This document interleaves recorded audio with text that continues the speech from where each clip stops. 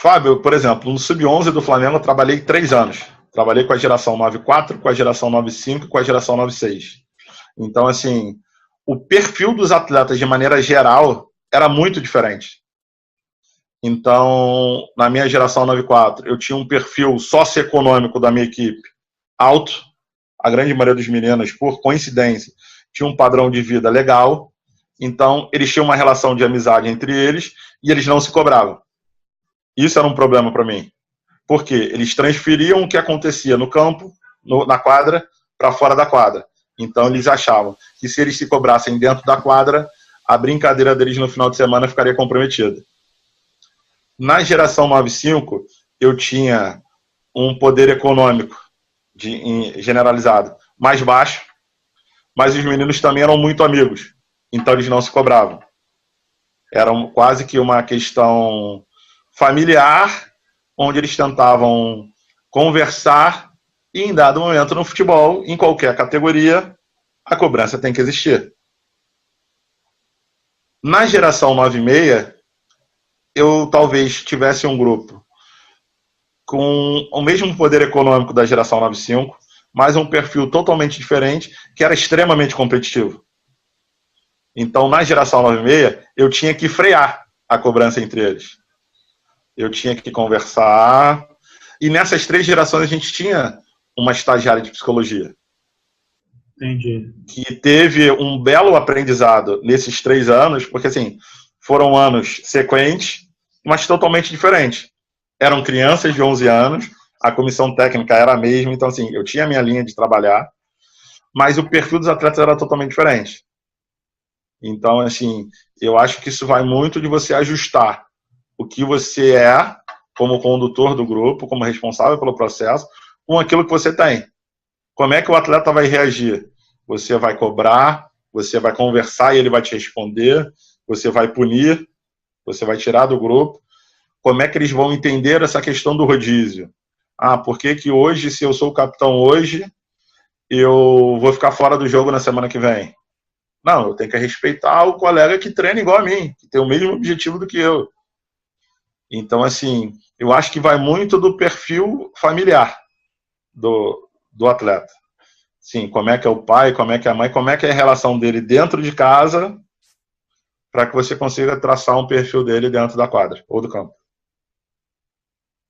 Isso tem uma influência direta, né? Na verdade, os comportamentos de casa e os meios onde você convive, né? Meio social, a sua cultura, tudo isso influencia no teu comportamento, na forma que você conduz as coisas.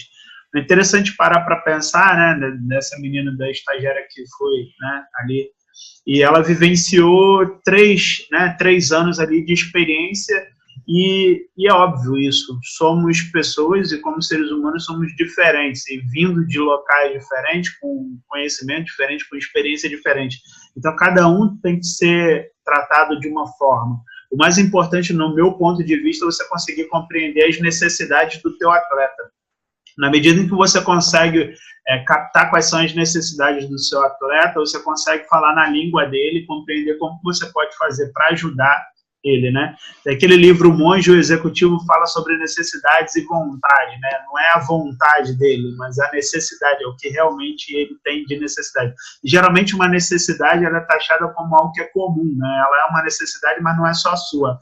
Ela é uma necessidade que ela é coletiva, né? Naquele momento ela é sua, mas ela também abrange a necessidade, ela é comum às outras pessoas. As outras pessoas também têm o desejo, quer dizer, a necessidade daquilo. Interessante a gente parar para olhar isso, né? Sim, até dentro do que você colocou, me lembrei aqui de um episódio com essa geração 9.6, em que um menino que eu, no final do processo, até nessa questão da estagiária de psicologia, eu falei para ela, cara, eu tenho um menino que é de uma comunidade carente, que ele é muito introvertido. Ele hoje até é jogador profissional. E eu falei para ela, cara, eu preciso que você dê atenção total a ele.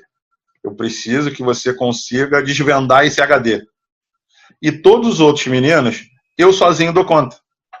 Só que eu preciso aproximar esse menino do grupo. E aí, depois desse rodízio que eu tinha feito, eu determinei que ele fosse o capitão, para tentar promover essa interação. E aí teve um episódio dentro do vestiário que ele foi brigar com um outro menino por causa do meião, que falou que o meião dele estava furado. E falou coisas que ele não deveria ter falado, mesmo com 11 anos ainda mais com 11 anos de idade. E aí eu coloquei para ele, falei, a partir de hoje você perdeu a braçadeira. Você não serve para ser meu capitão. Porque você está pensando só em você e não está pensando no grupo. Se você pensasse no grupo, você viria falar comigo, iria me mostrar o meião e eu tomaria a providência, que era te dar um meião novo. E você não. Você quis brigar e passar o meião que estava furado para o seu amigo, e isso não é um papel de capitão.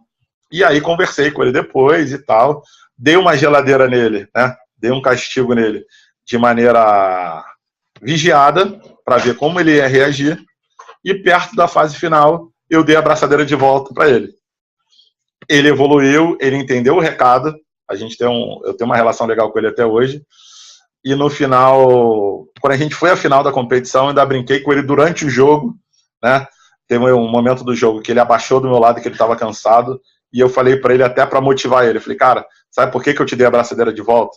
Porque você merece levantar a taça primeiro do que todo mundo. Você tem mais necessidade do que todo mundo, mas não é o fato de você ter mais necessidade que todo mundo que faz com que a necessidade dos outros seja esquecida.